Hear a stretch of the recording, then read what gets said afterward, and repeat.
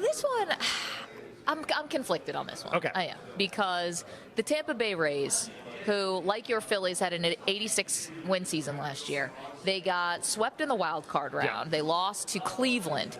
And they put up a wild card banner opening day yesterday. So obviously it's not a championship banner. It's nothing like that. It's a wild card banner that they put up. And now they're getting clowned because they put up a wild card banner. Maybe we'll ask our next guest what he thinks about this, because I'm conflicted. So let's say hello to Bobby Hurley Jr., the head coach of Arizona State. Congrats on the contract extension, by the way. And making it to the tournament this year, winning a game in the first 4. Okay, we'll get to the basketball in a moment, your brother, everything. But the Tampa Bay Rays put up a banner opening day because they made the wild card last year. Where do you stand on that? You won back-to-back championships at Duke. Can you raise a banner for something that's not like when you didn't win anything? I think you got to celebrate everything you can. Right. Making it to the wild card is fine, even if they got swept. Would Coach K have put up a wild card banner? I'm not sure, but he set different standards for excellence. And I think if I was at Arizona State where we are, I would probably say, all right, this is a step. Let's put the banner up and let's work on getting better banners. Yeah. Perloff always says they shouldn't pop champagne in every round of the playoffs in baseball. He says it's too much. He's like, it's superstitious. Yeah. I don't know where you stand on that. Well, you guys should ask Dick Vitale, right? He would give you a good answer. Dick's, I think, a Tampa guy, big time Rays fan. Yeah, we shouldn't ask a New Yorker like Bobby Hurley about the Rays. It doesn't make any sense. Okay, let's get to things more pressing, which is obviously your brother coaching in the Final Four. I mean, I can't imagine the conversations you guys have been having over this run. Can you give us a little insight of what they've been like? Well, I mean, it's been a roller coaster for both of us, and he started out lights out, start the season, considered one of the best teams in the country, and as seasons hand you, you go through some tough stretches. He went through one, I went through one, so we kind of did it together. We talk to each other every day before the game. That's our routine. I don't think I've watched another team in college basketball as much as I've watched UConn. So I don't think any other coach has. So we follow each other's programs, that closely. Just excited to see. I could see that they were getting closer as the season was ending, really getting some momentum. And then I remember talking to him after we blew out Nevada and Dayton, and I'm getting ready to go play TCU, and he's getting ready to go play Iona, and we felt like, hey, we got to get this one. We got to break through, and this is kind of the conversations we're having. And 3 weeks later, he's in the Final Four, and I'm sitting here with you guys. Well, not a bad consolation prize, if we do say so. Are you allowed to give basketball advice in these conversations, or can you say anything you want, or do you have any advice for the Final Four, for example? It's more like how you feeling, how you holding up, because we get very anxious, we get very stressed. I'm already getting nervous energy for him, and his is like times 1,000 of what I'm feeling right now for him. So it's more like we're sounding boards for each other, hey, but he'll ask, okay, you're playing UCLA, what do you got to do tonight? And then so I'll rattle off 5 or 6 things, and or one of my players rolled his ankle in practice yesterday. Oh man, I got to get through this somehow. So it's just there's a variety of things that will happen on those calls. Bobby Hurley joining us here on the set at the Final Four in Houston, head coach for Arizona State men's basketball. There was an article written recently about your brother, and it was so candid. It was amazing, really. And he talked about the struggles mentally he had trying to live up to your father, who's a Hall of Fame coach from the high school level, 26 state championships there, high school championships. And for you as a back-to-back champion at Duke and then going on to the NBA, and he even thought about quitting basketball. Did you know he was struggling in that way? Yeah, we had a day where I was playing in the Garden at noon versus the Knicks, and I was in the NBA at the time, and then he was playing later in the afternoon against St. John's, and we both didn't play well. I didn't play well, and we lost to the Knicks. They were really good then, and then he played, and he didn't play well either, and it had kind of all boiled over for him, and I could see there was no joy in what he was doing, all the pressure and the stress, and like as a coach, I know the pressure's on our players and stuff, but the mental part of it, man, it kind of broke him down. And so us talking about it, he took a step back and took some time.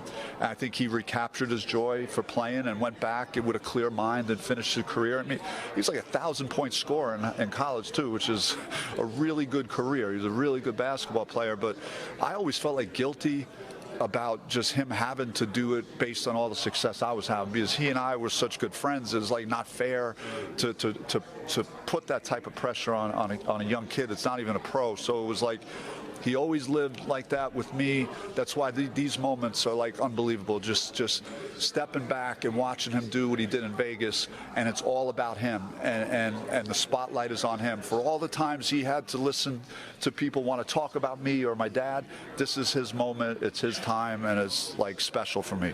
You talk about pressure in the Final Four. I'm thinking back to your Final Fours. You guys didn't look like, the players didn't look like they were feeling pressure. It looked like you couldn't wait to get into that moment. I mean, this is what you live for. It's to get this opportunity. It's like everybody starts their season dreaming of being here. So, I mean, it depends what your makeup is. Are you going to get nervous? Is that in your nature? Or are you just going to let it rip? And I was more on the let it rip side. Like more fearless. You know, if I have a shot, I'm going to take it. You know, if I got to play, I'm going to make it. If I got to stop my guy, I'm going to guard him. Like, I just kind of had the mindset of just letting it all out, man, and just giving it everything I had. Bobby Hurley is joining us here on set. Okay, so big transition, obviously, with Coach K retiring last year. But Jon Scheyer takes the team to the tournament. I mean, what do you think of where the program is now? Like, how close and connected are you still to Duke? I mean, I always follow it. Any games I could watch, especially the Carolina games, are always personal for me, just being in that rivalry. It all seemed personal to you, though, Bobby, when you were playing with us, Carolina or anybody. Yeah. But take a lot of pride in the program always, and just the things that I did there, special memories. That's why I tell my players, like, turning pro was great, being a lottery pick was great, playing in the NBA, but I don't think it ever equated to the things I did, you know, winning championships and the moments I had at Duke. So we'll always cherish that. We'll always want to help the program in any way. I think Jon Scheyer is going to do a great job. He's already got a year under his belt now to, as he moves one seat over, to see and work through a lot of things. And he's going to recruit at an elite level, and it's Duke, and they're going to have players, they're going to have talent, and they're going to be in position to go deep in the tournament in the future. Talking to Arizona State coach Bobby Hurley, a lot is being made of the makeup of this Final Four.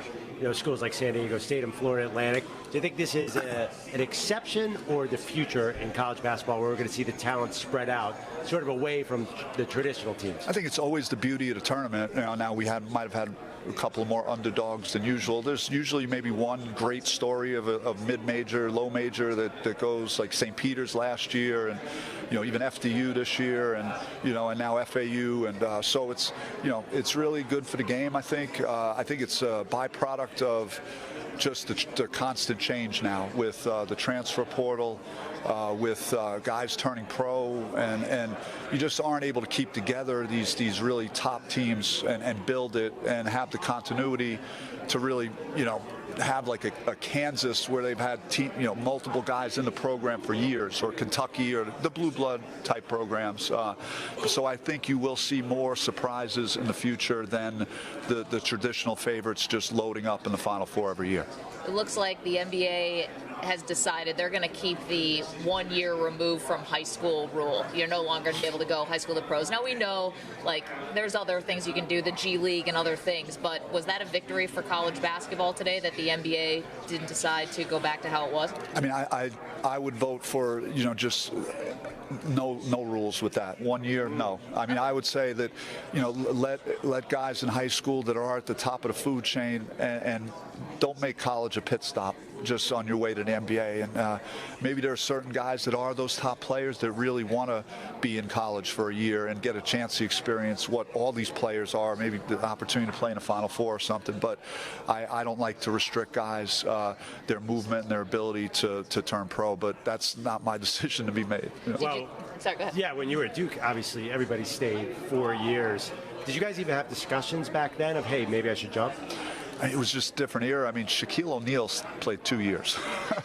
If there was a prospect like Shaq, like it wouldn't last 2 minutes in college. I mean, Christian Laettner probably wouldn't have lasted. Yeah, I mean, Christian in this time maybe, but like we were thinking differently, especially after we won our first championship, and we wanted to go back to back. That was what we talked about, and I think I mean, it was just a different era. I think Grant could have left, Grant Hill right away. So there could have been multiple guys that have done it, but it was just a different time. It's so funny when Elton Brand left after 1 year. We're like, at Duke, what? #1 pick, yeah. Bobby, thanks so much, and good luck to your brother. I know this is a special time for you guys. Appreciate it. Thanks so much. Bobby Thank you, Hurley, Bobby. Arizona State, and congrats again on the contract extension. Not bad.